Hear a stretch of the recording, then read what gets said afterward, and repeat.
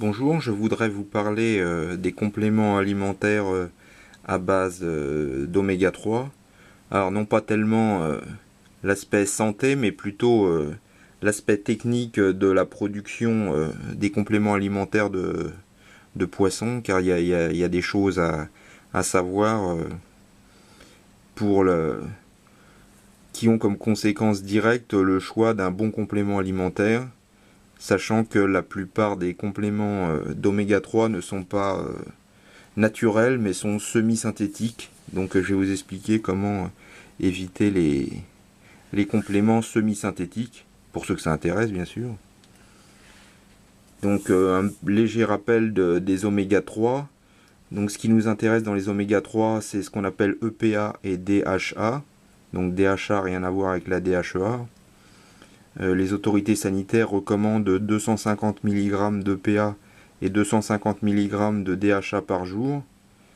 C'est un peu faible probablement pour les sportifs et pour les gens qui veulent vivre vieux et en bonne santé.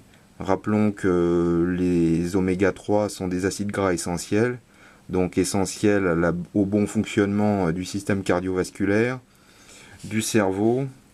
Ils ont une action anti-inflammatoire et protectrice pour les articulations. Donc pourquoi des compléments alimentaires plutôt que du poisson? Ça c'est un choix personnel.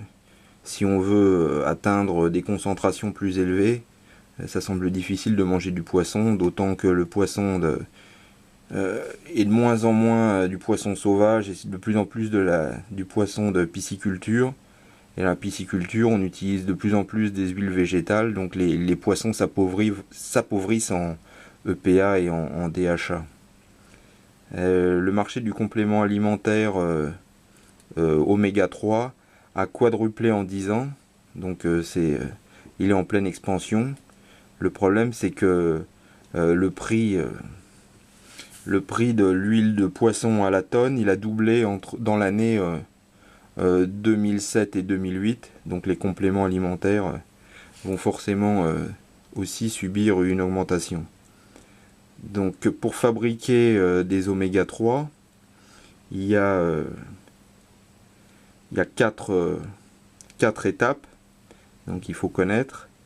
C'est tout d'abord une concentration du produit, ensuite une décontamination, une déodorisation et une protection contre la dégradation des acides gras polyinsaturés qui sont fragiles. Donc évidemment pour le producteur, il faut faire tout ça au moindre coût, parce qu'il répond à la demande du consommateur. Le consommateur de compléments alimentaires, il veut toujours ce qu'il y a de meilleure qualité. Puis on lui annonce le prix, et puis après il prend toujours ce qu'il y a de moins cher. Donc le producteur, lui, il y répond.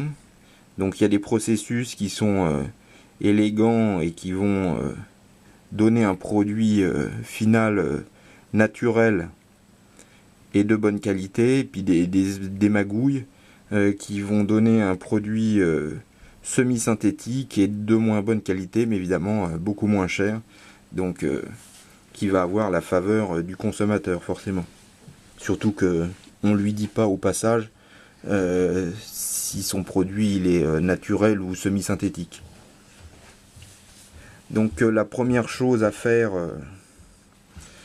pour le producteur, à partir du poisson, c'est extraire l'huile. Donc comment on extrait l'huile? De façon un peu à l'ancienne, c'est-à-dire qu'on faisait cuire le poisson et puis on le pressait fortement. Donc d'un côté on récupérait les protéines pour en faire de la farine, et de l'autre on récupérait les graisses pour faire donc l'huile de poisson. Donc ça c'est la pression à chaud. Maintenant comme pour l'huile d'olive, il existe des extractions par pression à froid. Donc ça c'est la première chose à connaître de son complément alimentaire. Est-ce qu'il a été extrait à chaud ou il a été extrait à froid? Après il faut raffiner cette huile, parce qu'elle est pleine d'acides gras saturés. Et nous ce qu'on veut, ce sont les acides gras polyinsaturés, EPA et DHA. Donc là c'est une série de processus chimiques Donc l'idéal c'est qu'elle soit bien faite pour que les produits chimiques qu'on ajoute comme de l'acide phosphorique ou la soude, elles soient retirées après, après l'opération, tant qu'à faire qu'il ne reste pas trop de traces de tous ces produits. Et dans cette étape, on va aussi décontaminer le produit. Donc des métaux lourds, des polluants et des substances toxiques qui traînent dans la mer et qui se retrouvent stockés dans le gras des poissons. Donc là, il est important aussi de savoir de connaître un peu les processus de décontamination. Parce qu'il y a une décontamination simple, et puis il y a encore maintenant des nouvelles étapes de décontamination, donc une deuxième étape qui retire quasiment tous les polluants. Donc il est important de connaître, quand on achète un complément alimentaire, le degré de décontamination qu'il a subi. Ensuite, il faut concentrer les oméga 3. Donc pour se retrouver avec essentiellement et très très majoritairement de l'EPA et DHA.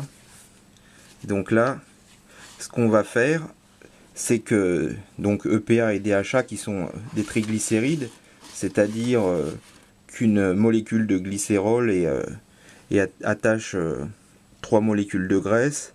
Donc là, on va retirer le glycérol et à la place, on va mettre de l'éthanol pour pouvoir justement concentrer les oméga 3 qu'on veut. Donc la plupart des fabricants de compléments alimentaires, ils s'arrêtent là. Donc ce qui donne en fait des éthylesters d'EPA et de DHA. Alors qui sont pas... alors l'éthanol, c'est naturel. EPA, DHA, c'est naturel. Mais d'avoir combiné les deux, ça c'est pas du tout naturel. Pour ça qu'on parle d'une molécule semi-synthétique. Alors que les triglycérides sont naturels, puisque trouvés comme ça dans la nature. Donc la plupart des producteurs s'arrêtent là et vendent donc des éthylesters d'EPA et de DHA. Par contre, c'est rarement précisé sur la boîte, donc il faut absolument se renseigner. Une des façons de savoir, c'est que si personne ne dit rien, c'est que ce ne sont pas des triglycérides, et si ce ne sont pas des triglycérides, c'est des éthylesters, donc produits semi-naturels. Donc pour avoir un produit naturel, il faut de nouveau retirer l'éthanol et recoller une molécule de glycérol.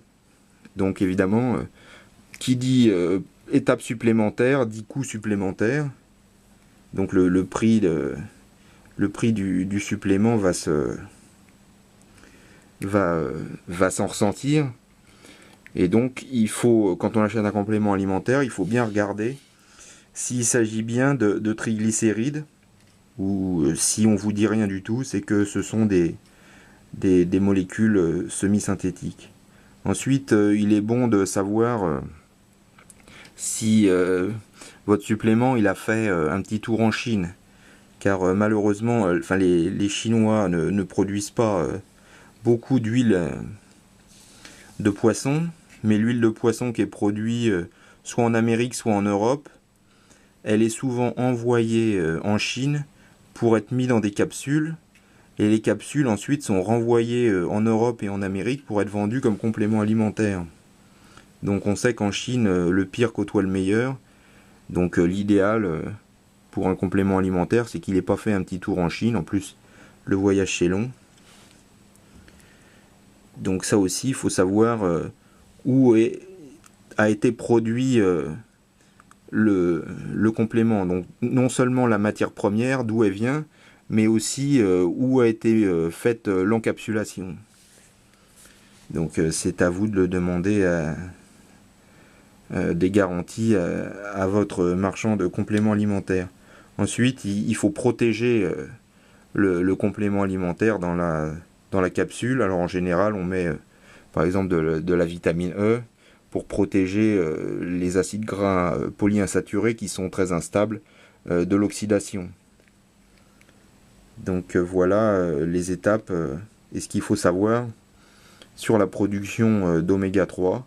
Donc demander de la transparence à à vos vendeurs de compléments alimentaires, et s'ils ne vous en donnent pas, ben, essayez de trouver une marque qui va vous en donner, mais forcément elle sera plus chère. Donc voilà une partie de l'explication de la différence de prix pour les oméga 3.